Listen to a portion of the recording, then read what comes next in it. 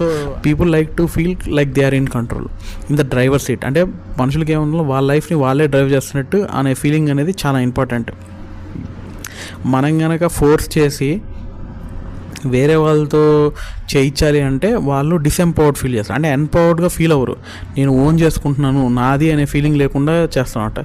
Rather than వాళ్ళు చాయిస్తో చేస్తాను అనే దానికన్నా మనం చెప్తే చేస్తాం అనే దానికి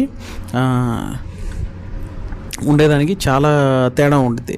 so they say no or do something else even when they have originally been happy to go alone. అంటే మామూలుగా అది పని చేసేదానికి పెద్ద ఇబ్బంది లేకపోయినా ఆ కంట్రోల్డ్ ఎన్వైర్న్మెంట్లో థింగ్స్ని చేయాలంటే అది చాలా సఫోకేటింగ్గా చాలా ఇబ్బందిగా ఉంటుంది.